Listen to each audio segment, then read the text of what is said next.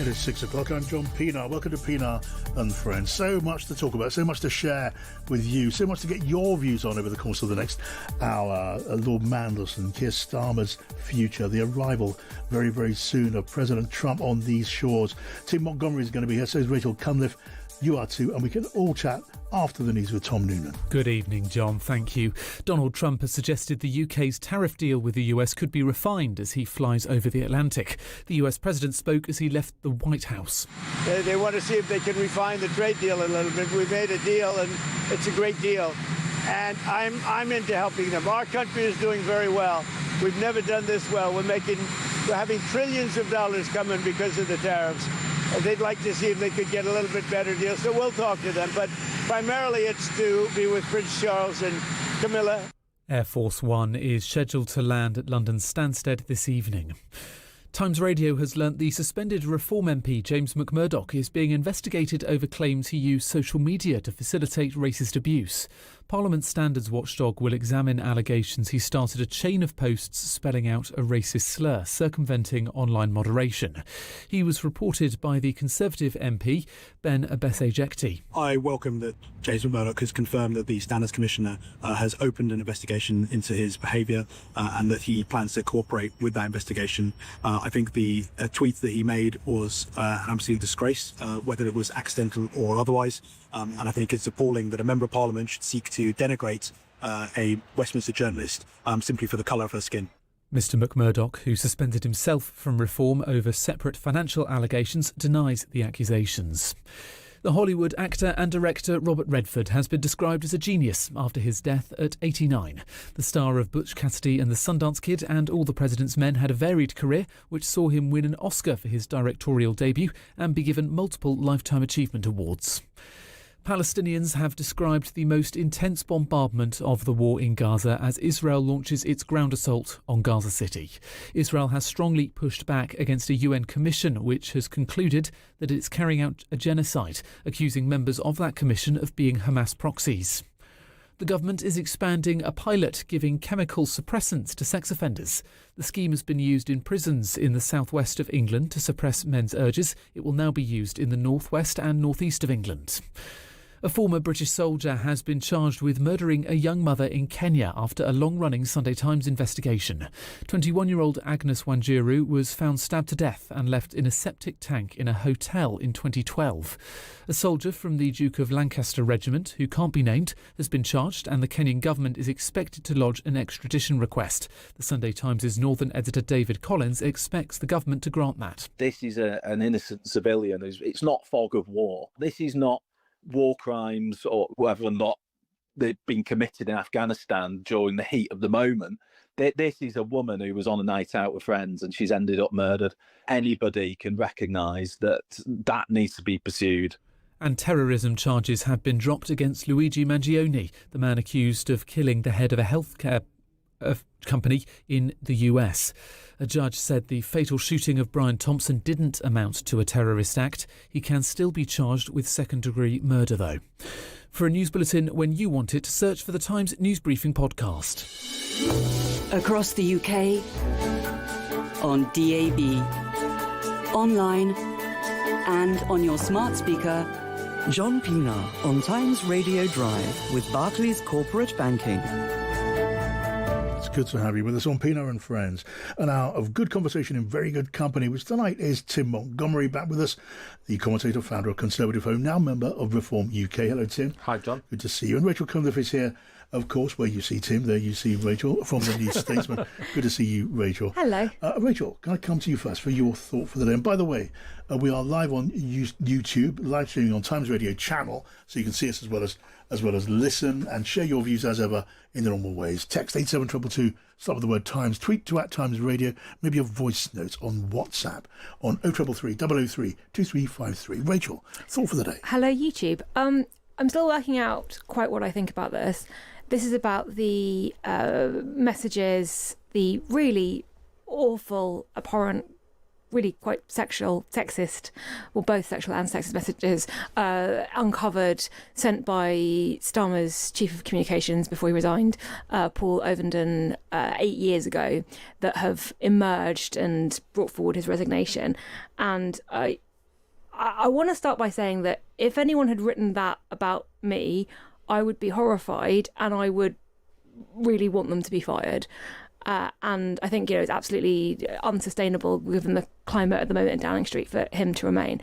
But at the same time, I also think if you went through every message that I had sent, not just on social media, but every private WhatsApp message on a private channel over the last 8 years, am I certain that I have not said anything that, were it to be published now, would horrify my employer, my partner, the world?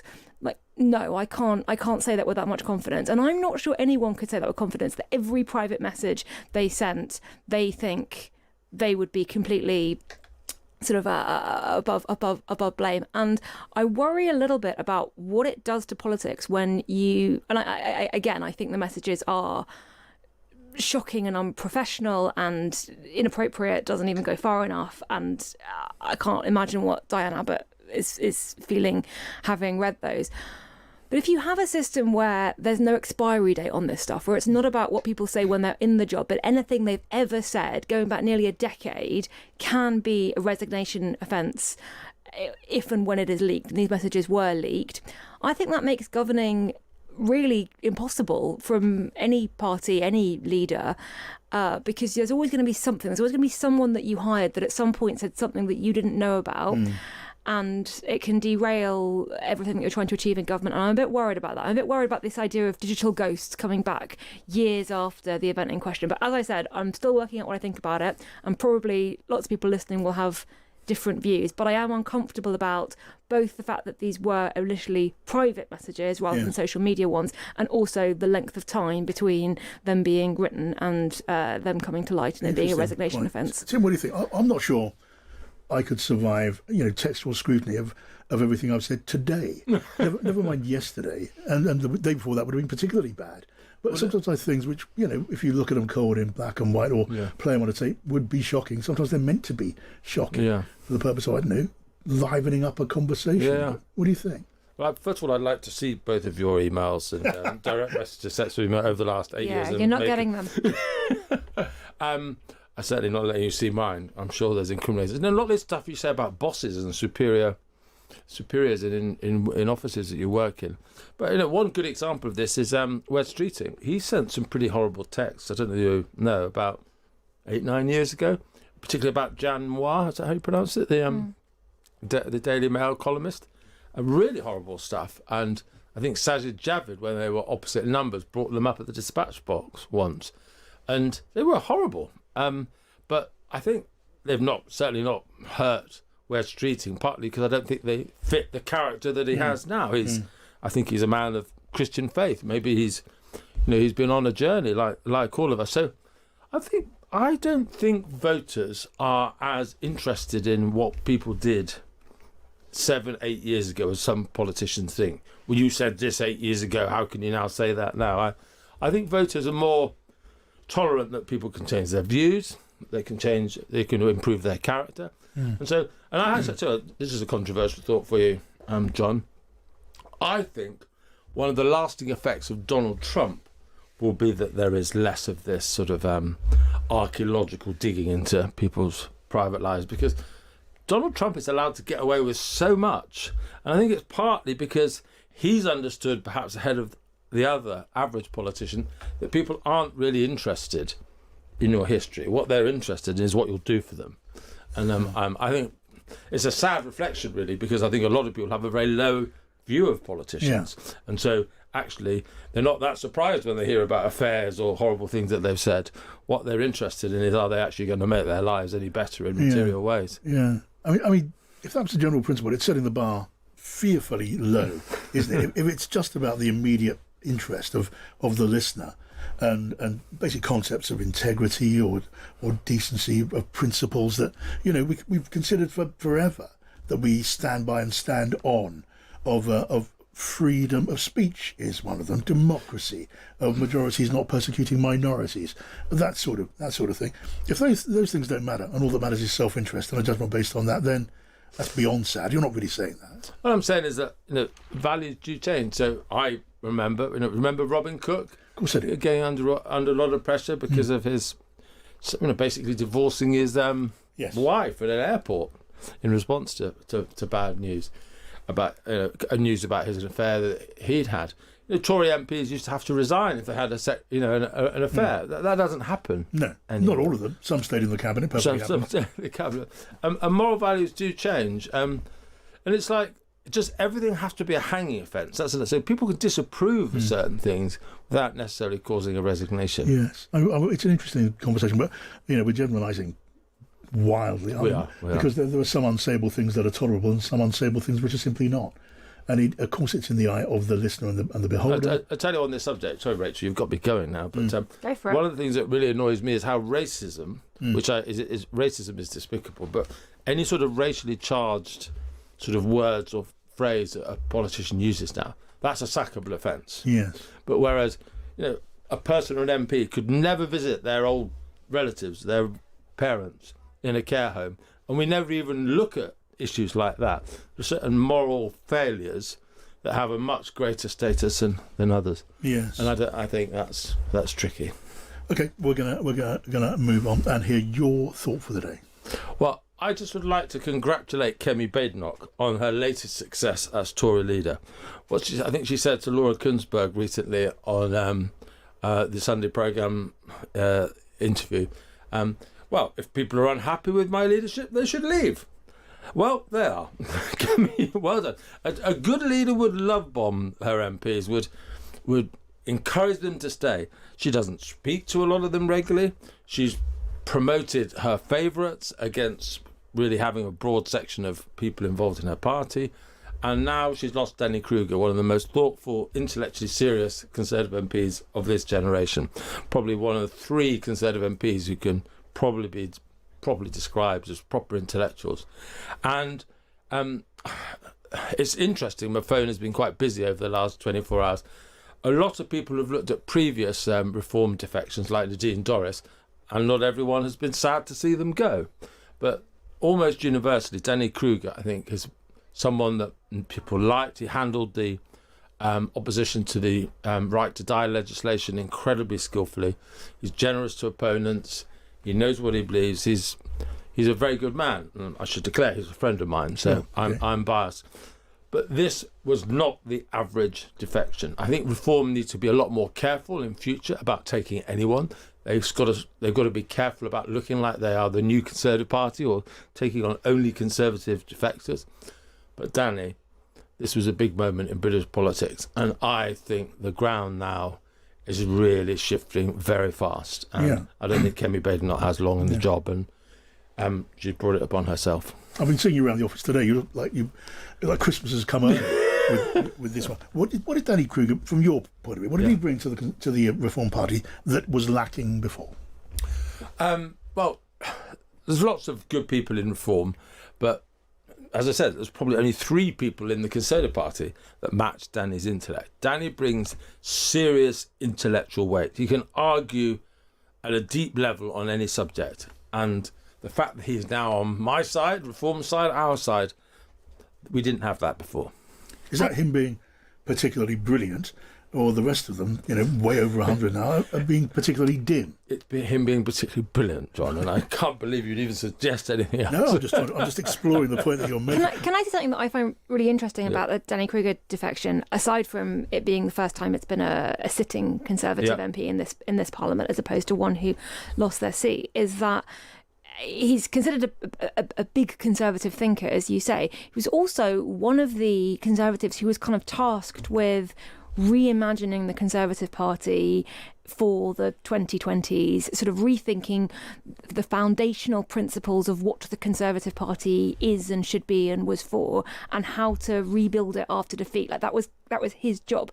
So for him to have done that work for a year and concluded that he believes the Conservative Party is broken, or in his words, over, that's what he said, that's pretty big, isn't it? If you are a member of the Conservative Party, that one of the people who was tasked with the rebuilding project has now decided that the project is pointless. And I wonder how much that, I know that's playing on the minds of some Conservative MPs. I'm wondering how much that changes the nature of the fight back, as it were, to have lost somebody who was he wasn't the only person leading that fight back, but he was meant to be doing the thinking behind it. Yeah. And I don't know, his 7-minute speech yesterday at his defection, I encourage anyone to watch it. It's one of the most perfect speeches I've ever seen. He argued so much in those 7 minutes. But I think the most telling telling part of that speech was when he said, the trouble with Kemi Badenoch, I think this is the answer to your question, has not taken any risks. She's so afraid to keep the Conservative Party together, she's not taken any risks. And by not taking any risks, she hasn't really taken the Conservative Party forward at all. And because she hasn't taken the Conservative Party forward, people are leaving the Conservative Party because it's not worth belonging to anymore. And it's that, rhetorical questions it is, but you necessarily to answer it. But what does Kemi Badenoch believe in? What is her project? What is she trying to do to the Conservative Party? A year in, I still don't think we really know what it is. Right, and you're so clearly so enthusiastic about the intellectual rigour and power of thought that Danny Kruger brings to the Reform Party. Is that also then pretty clearly acknowledging that his level of thought and your level of joy at his defection is sort of inversely proportional to the level of intellectual rigour and thought in the Reform Party as it is? That's another way of answering the question you asked me a few minutes ago. Not quite. No, that was about the Tory Party. This is about Reform. I think Reform is like a aeroplane being built in midair. It's everything is happening so fast. The things that Reform have done incredibly well so far is vetting of candidates, which they hadn't done well in the past. They're building up electoral momentum.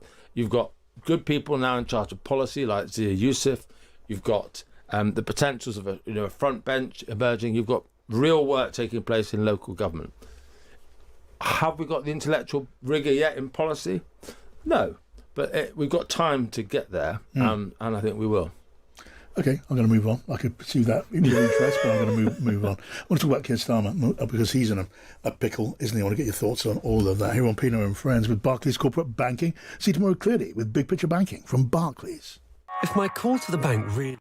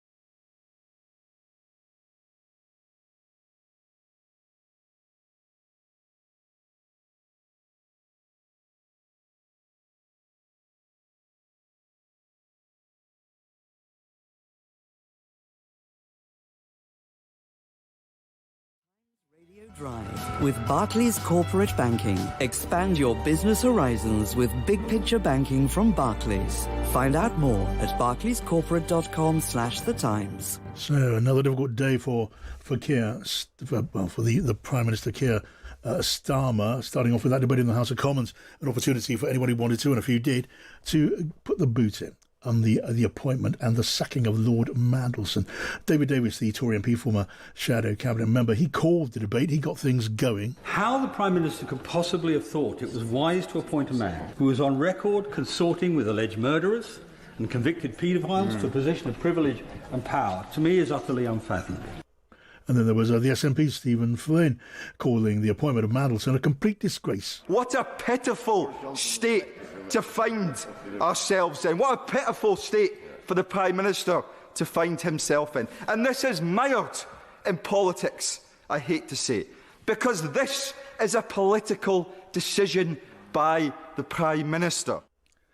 Now, the government put up Stephen Doughty for an office minister to speak for the government. He reflected on the government's position. The Prime Minister has been explicitly clear that the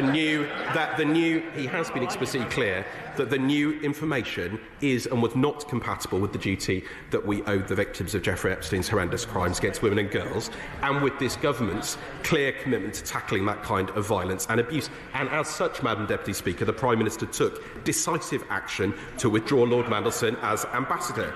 And he has also been clear, and he undertook a number of media interviews yesterday, that Lord Mandelson would not have been appointed if all the information we now have was available at the time. Well, Stephen Doughty then doing his best for the cause, manning the barricade in the latest waves heading towards Keir Starmer.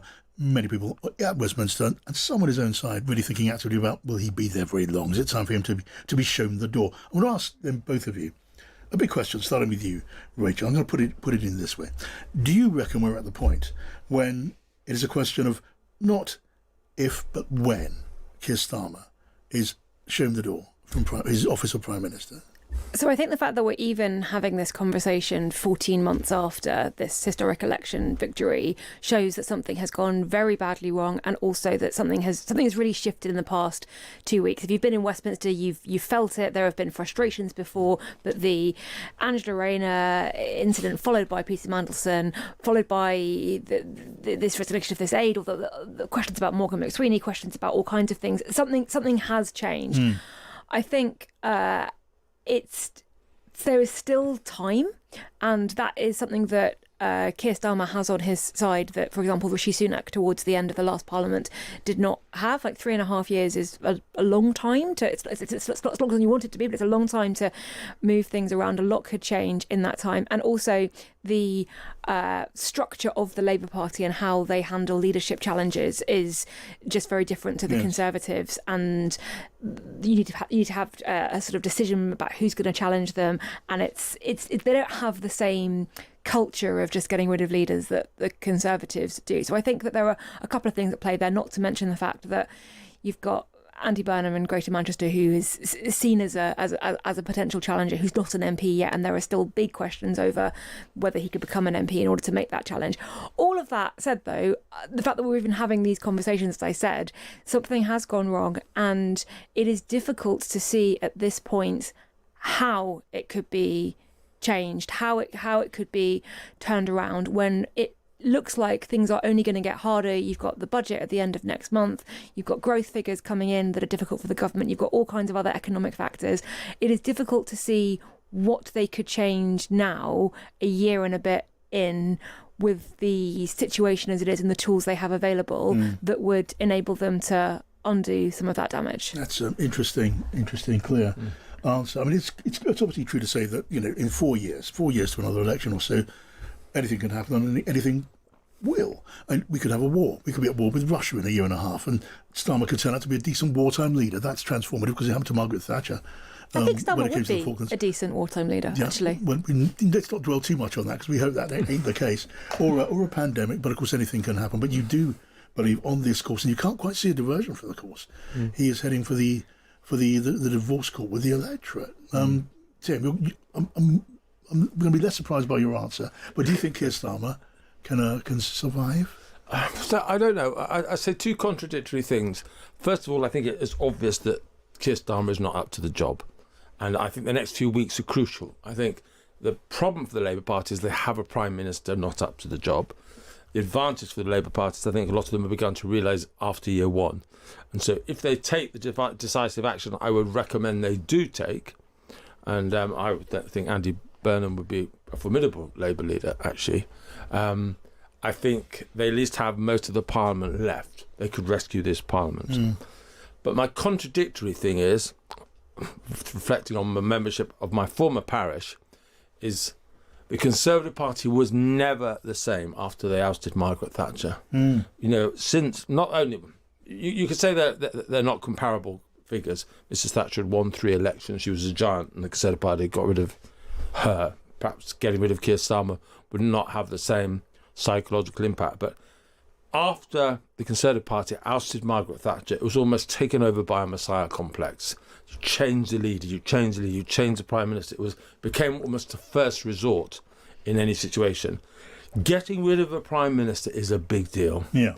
And if the Labour Party, Rachel says the Labour Party does not have a tradition of getting rid of prime ministers. There was, I think, Steve Richards talks about this on the latest podcast I do with him and a couple of others, not another one. He says, there were efforts to get rid of Harold Wilson at the beginning of his time, but they didn't come to anything.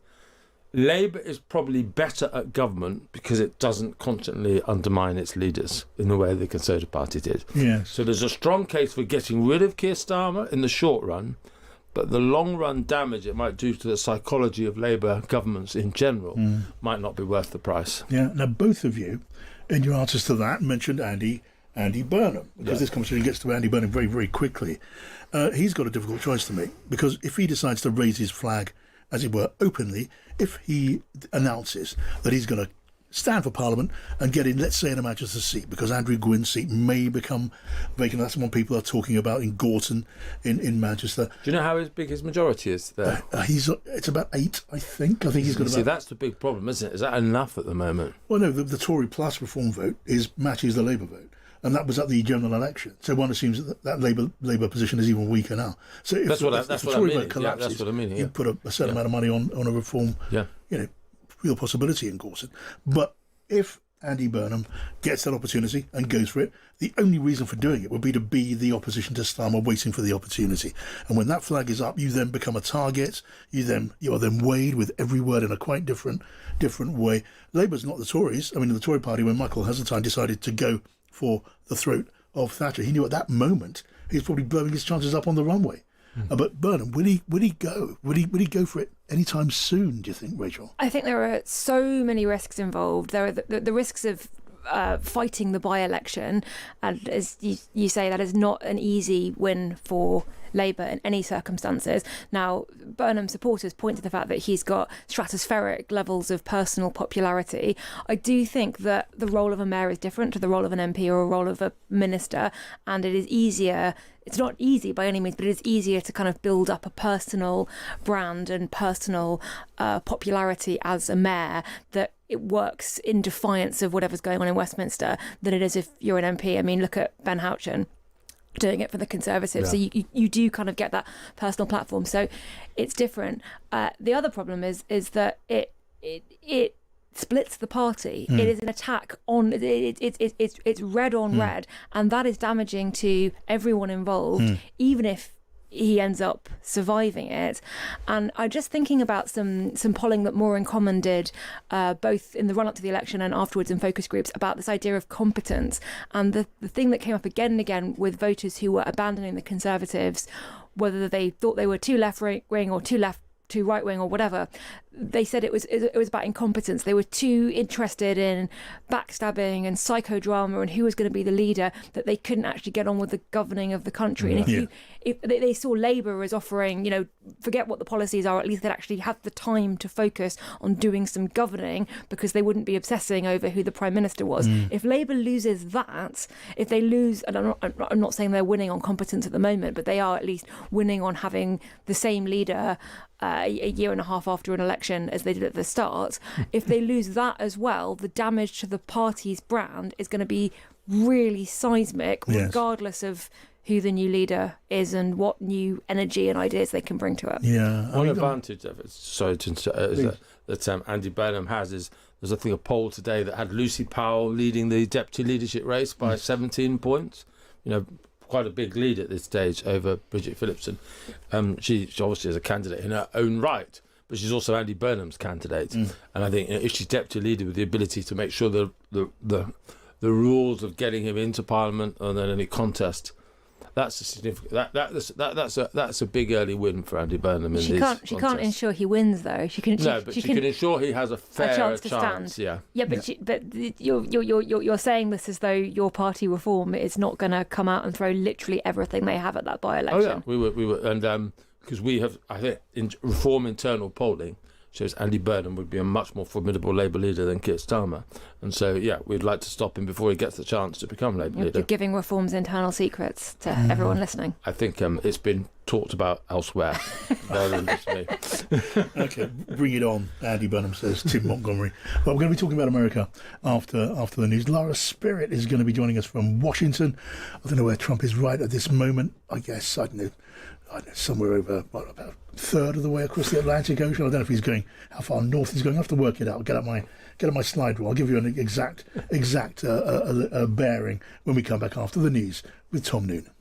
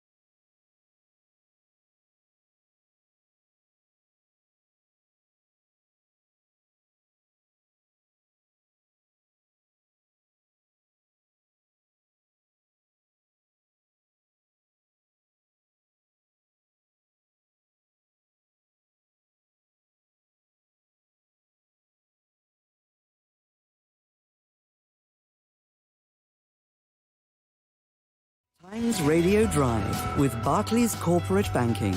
Change your perspective with big picture banking from Barclays. Find out more at barclayscorporate.com/thetimes. I'm John Pienaar. Here with me on Pienaar and Friends, Tim Montgomerie, Rachel Cunliffe, and here is Kate Borsay, who takes over at 7. Hello, Kate. Oh, hiya, John. We'll take a look at exactly what is happening on the ground in Gaza City. There are still about 700,000 Palestinians in the area. They've been forced to move right into the centre of Gaza. So we'll take a look at what this operation by the IDF might look like. Bear in mind, this is ground warfare. This is going to be pretty horrendous and could be a significant end or turning point or marker in Israel's war against Hamas. Its significance is not to be played down. So we will speak to a former advisor to Benjamin Netanyahu and to the IDF spokesperson just to try and get an understanding of what we're going to see on the ground, because all indications are it's going to be horrific and seismic. We're of course going to be talking about the state visit. Donald Trump is due to land in our airtime sometime around 8:30. We might hear from him. We heard from him, of course, talking about his best pal, King Charles, as he boarded Air Force One. Didn't he say Prince Charles? Did he say Prince Charles? I think he did. Maybe he did. I don't know. Living in the past. Well, some say he needs to move on. But yes, we'll basically get any opportunity, or we'll look at whether there's any opportunity to hear from Donald Trump. There are. It just depends whether he's going to speak or not. I think he'll be supercharged. He's super excited. Remember, this is an unprecedented trip. You're going to see lots of, well, there's a huge military parade on yesterday. Everything's going to, tomorrow rather, everything's going to be on such a big scale. So I think he'll be delighted to speak to reporters this evening. Of course, we don't know whether that's going to be the case or not, but if he does, we'll bring our listeners that straight on the ground. Donald Trump did pay tribute to the King's elegance. He said he was an elegant man. So it must have been warming for the King to be praised for his noble bearing by Donald Trump in that way. Yes, and look, to be described as a great friend by Donald Trump. What more could you ask? Well, what does King Charles think about that? Of course, we know that Keir Starmer and Donald Trump are also great pals as well, aren't they? Which is a good sign for Keir Starmer as things go. I've seen reporting this evening that Yvette Cooper's going to meet Donald Trump off the plane today. Yvette Cooper's just met Marco Rubio off the plane, the Secretary of State. Okay. So I don't know whether that's a mix-up or whether she's going to be busy meeting people off planes this evening. So we'll take a little look at that. We're actually going to learn more about the big royal banquet, the state dinner tomorrow, from Grant Harold, who's a former royal butler to Prince Charles when he was Prince Charles, but we'll get an understanding. I'm just also intrigued to know, staying at Windsor Castle, does Trump get his own butler? Does he get all his washing done and folded neatly for him? Is he not allowed to put his own jacket on? I'm just interested to know exactly what kind of treatment he's getting. Does he comb his own hair? Does he comb his own hair? Does he get a lovely warm bath run for him? Anyway, I'm taking it too far now, but yes, I'm totally fascinated by all that. And look, we will talk more about Keir Starmer and, of course, that big Commons debate on Peter Mandelson and his appointment. Patrick Maguire's piece has just gone up on the Times Online. I'm not sure if you've seen it, John, but in it, Patrick reveals how Keir Starmer was completely undone by Prime Minister's questions last week. All of Kemi Badenoch's questions, of course, were about Peter Mandelson, and Patrick basically details how, as leader of the opposition, Keir Starmer's preparations for PMQs would begin on Wednesday afternoon, take up most of Wednesday morning. But he's relaxed a bit. And in terms of last week, and in general, according to Patrick here, Starmer's preparations are now measured in hours and not days. He only really started to turn his attention to Prime Minister's questions last Wednesday morning and was taken aback. I think he thought the most he'd get, or Starmer's team thought the most he'd get on Peter Mandelson was a backbench question. But of course, she went on full assault, Kemi Badenoch. And one of the reasons Patrick here is looking at as to why she might have landed so well is this lack of preparation that Patrick's been hearing about. Right, loads on your show as always after 7, Kate Borsey. Now, let's look ahead to these next couple of days. The President touching down in, a couple of hours' time. Happy to say Laura Spirit joins us on the line, Washington correspondent for The Times. Hi to you, Laura. Hi, John. Hi. I mean, you're picking up the excitement about Donald Trump's visit. Certainly Donald Trump's very excited about it. We can only speculate about the feelings of the King at this moment, or Keir Starmer. How big a deal is it where you are in the USA, in Washington, as a story, Laura? It's certainly not as big a deal as you would expect, John, as it will be to those in Westminster and in London. I think the gaggle of reporters who were asking questions of President Trump was quite instructive earlier. There was a single question, if I remember correctly, about the state visit that he was literally seconds away from embarking upon, and plenty of other questions about, of course, very, very important issues, the ground war in Gaza, of course, that we are seeing, and also plenty of other issues around questions of, independence of the Federal Board of Governors, for example, to a wide range of other domestic questions on crime, the National Guard, and of course the death and subsequent investigation of what happened to Charlie Kirk and the suspect, which we're hearing much about today. Yeah, what comes through very, very clearly is President Trump's excitement at just rubbing shoulders with the King and Queen Camilla and the Waleses and the banquet at Windsor Castle. He was fulsome in being impressed by Windsor Castle as a place to have dinner, which he's going to be doing later on in the week. It didn't seem to have a great deal necessarily to do with business and new deals being struck. Although he's bringing some of those tech bros, for example, there will be business done. Yes, I mean, and also, he was asked about the state visit, and he indicated that the US trade deal with Britain could be refined. He did say that they wanted to get a little bit of a better deal. He said, we'll talk to them. He said, we made a great deal. It's a great deal, and I'm into helping them. Obviously, there are outstanding questions on the trade deal, not least what happens to those steel levies of 25%, which, while lower than the 50% applied to other countries, is still a long way from where ministers would like it to be. So evidently, there is stuff that the British negotiators negotiators will want to make progress on, as indeed there will be on the question of Scotch whisky as well. We know that there have been recent and urgent talks held in Washington just yesterday with US officials. So these are certainly live issues on the question of trade. And like you say, there's this other big looming question on inward investment, which is something that Starmer really wants to showcase here, particularly on the question of tech. But those slightly earlier issues around trade aren't going away, and you would expect them to feature over the coming days. Right, I want to bring in Tim and Rachel on this. Rachel. Special relationship. We talk about it a lot. We talk about it a lot from the British side. I'm just interested. You said over there that the press, the questions that he was getting, only one of them was about the state visit. Are you getting any sense of how much this visit, obviously it's important to Trump, it's a historic second visit, he gets to go to Windsor Castle. Does it matter in American politics at all that they were remotely interested in us?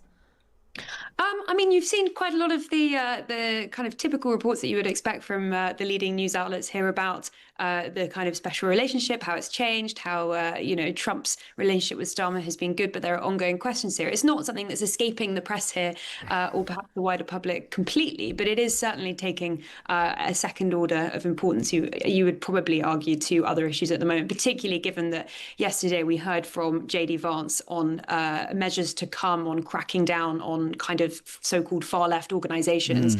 Going to be a massive issue here over the coming days, particularly with Charlie Kirk's funeral coming up on Sunday. And that is definitely taking up more attention, as indeed is today Kash Patel, the director of the FBI, up in front of a committee on the Hill, further details the charges laid against the suspect in that Kirk shooting. So there is a lot of other stuff that's going on this week, which I think is also contributing to the fact that this state visit isn't perhaps top of the minds of many people in Washington. Actually, I want to come on to that question of, the aftermath of the Charlie Kirk assassination and the very, very tough talk coming out of those in the Trump circle about cracking down on their opponents, on critics, on threats as they see it on the left.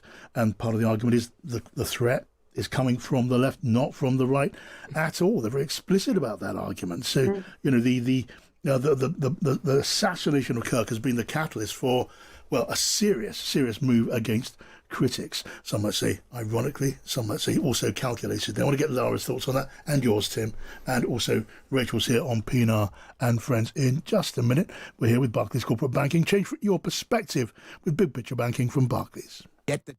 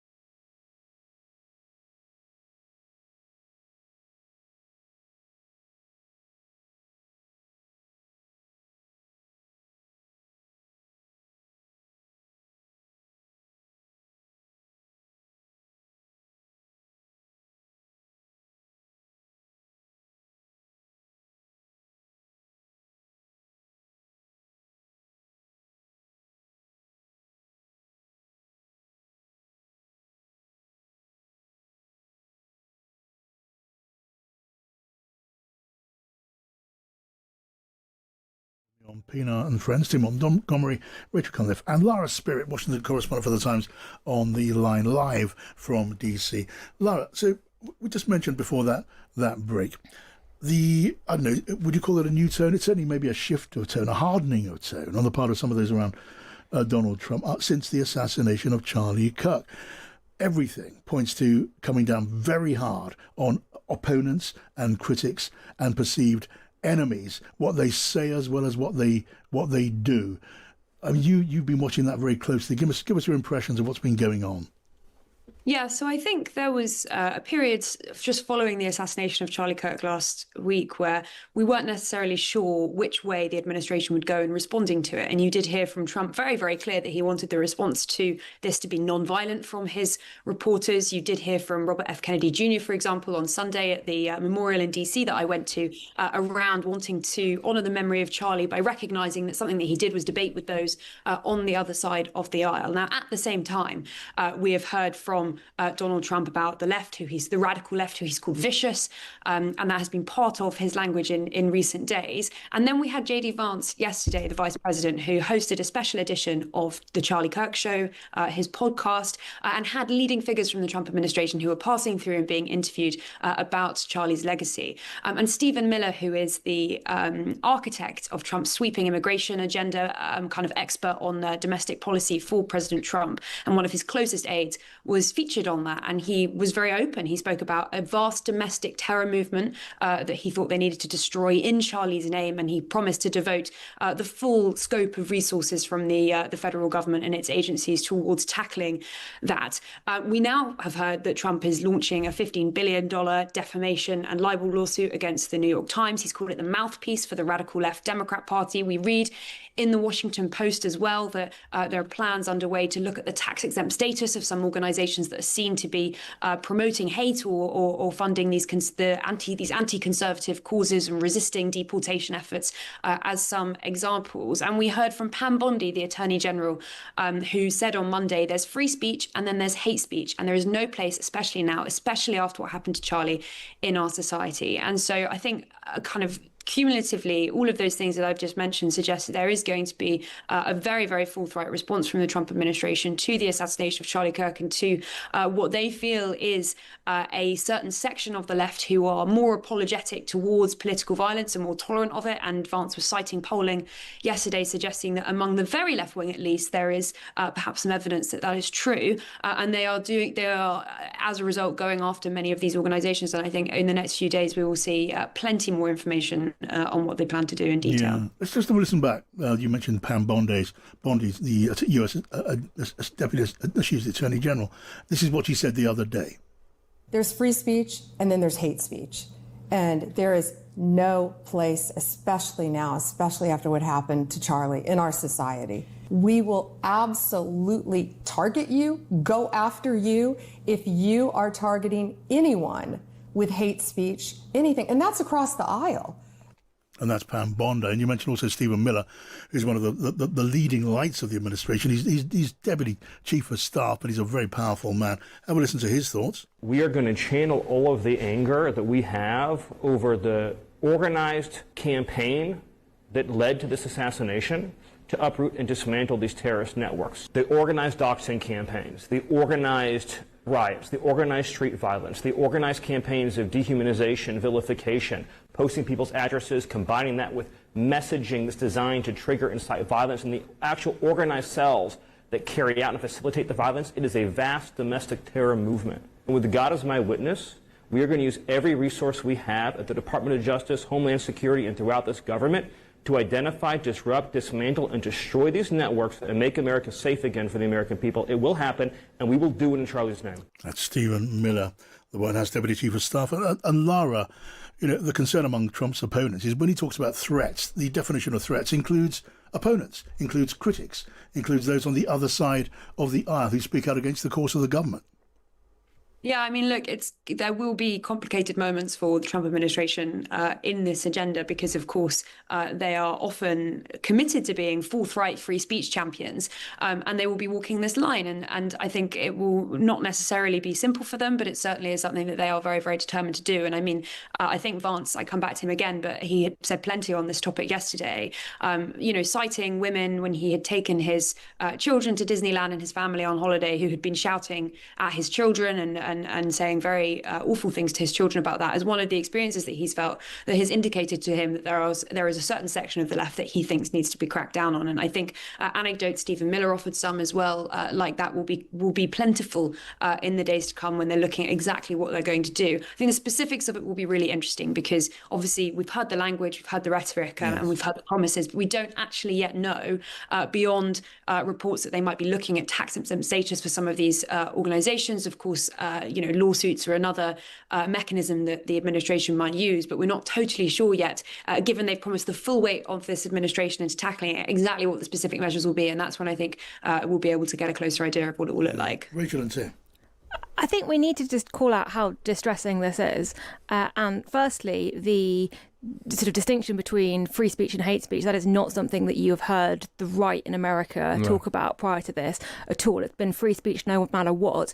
There was virtually no condemnation from many of these figures when, for example, Nancy Pelosi's husband was attacked about the attempted kidnapping of Gretchen, I forget her surname, the governor, about the firebombs that Democratic politicians have received through the mail, and that's before you even get to January the 6th and the riots and the attempt to overthrow US democracy. I think it is absolutely right to try and condemn the glorification of violence, but that's not what we're seeing here. We're seeing people who are saying the assassination of Charlie Kirk was entirely wrong and abhorrent, but equally he said some very toxic things that were have contributed to a climate of polarization in the US that sadly makes political violence more likely. You're seeing comments like that lead to people, American citizens, being fired. You're seeing Republican officials calling for people to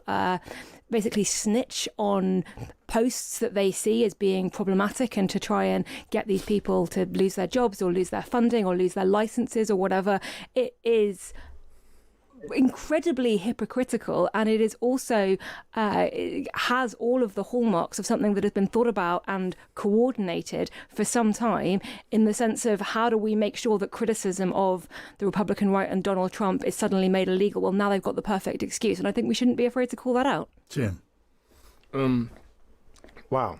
In contrast to Rachel, I don't think it has at all the appearance of something that's been put together over a long time. It has the appearance of something being put together incredibly quickly and thoughtlessly.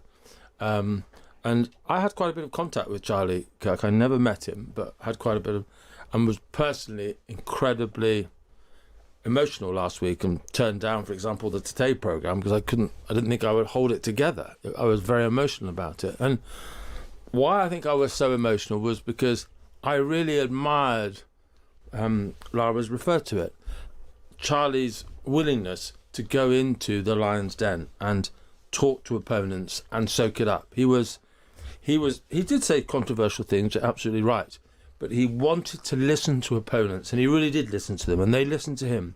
When Governor Newsom, the governor of California, recently launched his podcast where he's trying to talk to people across the divide, Charlie Kirk was his first guest, and it was a very adult conversation between two men. And if America does go down this road of, I think you do need, there is a lot of poisonous organisations out there. They probably should lose charitable status. There's probably organisations in Britain that should lose charitable status.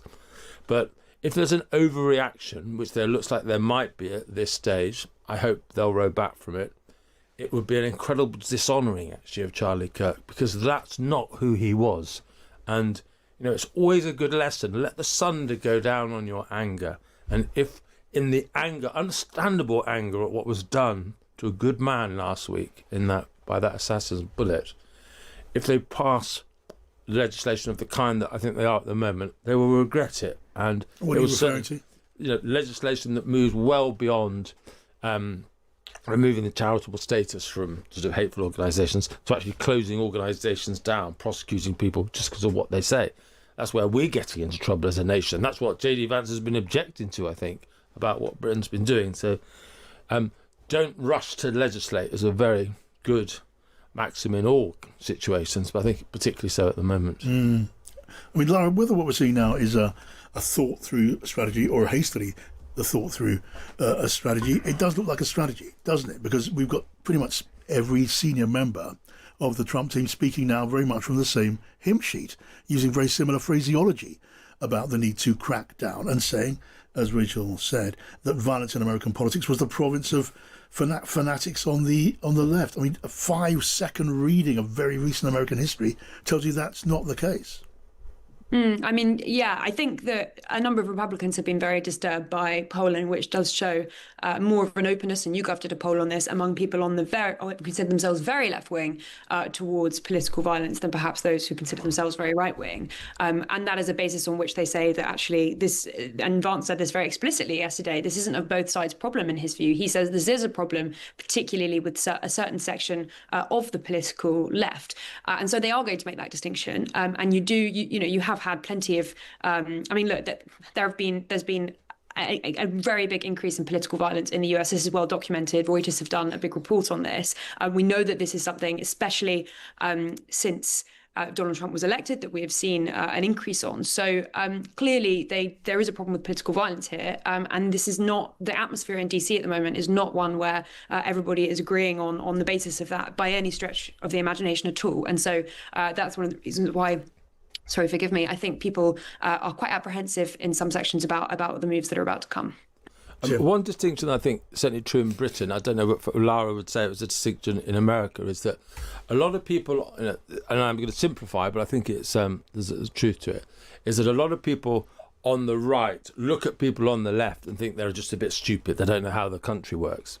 Much more the other way around, the left look at the right and think that people like me are bad people, that they think that the right are somehow immoral, and they think we're bad, we think they're stupid, to simplify. I wonder whether that distinction, you think, I know you've only been there a little while, Lara, but do you think there's a parallel in America to that? Yeah, I mean, I think that I have to say that I have been really struck, and John, I think I said this to you last week, by the response to Charlie Kirk's murder, and just speaking to people and feeling like there was a real absence of recognition of the humanity of people on the side of those that they disagree with politically, that there was a predisposition towards saying things that I do think in Britain we just would not say of our political opponents. And it has been the most striking thing about the last week, watching how some quarters have been genuinely comfortable, if not happy, online, to see that somebody like Charlie Kirk has been brutally murdered. And that is something that I would like to think we wouldn't necessarily see in the UK. But I don't know what you guys think. Can I just say that I do think that I think J.D. Vance's idea that it's a problem with the left because he's looked at polling is incredibly disingenuous if you look at the reality of actual incidents, of actual real life political violence over the last couple of years. I listed a whole load of examples. It is fundamentally not the case to say that this is just a problem with the radical left. And I think that interpretation of Charlie Kirk's murder is being used as a pretext for a crackdown on any critics of the Trump administration that is really distressing and really disturbing. And this language like a vast domestic terror network, this idea that it was organised, there's no evidence for that whatsoever. There's not really any evidence so far from what we know that the suspect was some radical left-wing agitator. If you look at the evidence that we have, it's an incredibly confused political ideology, certainly radicalised, but not really fitting with any one or other political space. But it is being used as a pretext to crack down on anyone who says anything that is critical of the president and his allies, and people who claim to stand up for free speech shouldn't be afraid of saying that. I think one thing that is worrying is you look at how fragile American democracy might be, and we should thank God that the assassin's bullet aimed at Donald Trump didn't kill him, because you imagine if a president or presidential candidate had been assassinated and the Republicans had won power on the back of it, what might have resulted. And you would hope that these advanced societies wouldn't be vulnerable to that sort of response, but I think they clearly are. Can I say that everyone assumed that the attempted assassination on Donald Trump was the result of some radical left-wing progressive, until it turned out that it wasn't, and then we stopped framing it in those terms. I think it's very risky to look at incidences of political violence that are very, very extreme and draw any conclusions about what other people in that wider political tribe might think or might be intending. Yeah. Look, we've only got a minute or so left, Lara, and it's always such a pleasure to have you here, and I do enjoy reading your stuff in the Times. I just want to ask you this, to you yourself, Lara. You've had time now to get your feet under the table in Washington, D.C. Before that, you were steeped in the politics of Westminster for a while. How are you adjusting? How much of a culture shock has it been? It's a very different place, John, as you know, having spent time here. And I find that everybody's very friendly, everybody's very nice, but people absolutely loathe their political opponents in a very personal way, and that's something that I'm getting my head around. We love your accent, Lara. We love your accent. Yeah, we love your accent. We love your accent too, and we love having you with us. So do come back very, very soon. That's it from us. Emily Lee, he was our producer. Isaac Marley behind the keyboards. I'm back tomorrow. Kate Borsey is up next on Times Radio. Across the UK, on DAB digital radio, online and on your smart speaker. This is Times Radio, the voice of the times. Thanks, John. Have a great night. It is 7 o'clock. This is the evening edition with Kate Borsay. Coming up... Being with Charles, Camilla, and everybody I've gotten to know, they're really great people. And in that sense, I think that the UK is very lucky. Well, the US President Donald Trump and the First Lady are on Air Force One, heading this way. We'll get you across everything you need to know. We've got the latest on Israel's ground operation in Gaza City. And as ever, we'll get a sneak peek inside tomorrow's paper. All of that on the way. But first, the news headlines with Tom Noonan. Good evening, Kate. Thank you. Donald Trump suggested the deal to lower tariffs on the UK could be refined during his state visit. The president has left Washington for the UK and is flying across the Atlantic as we speak. As he left the White House, he spoke about his admiration for the King. Well, my relationship is very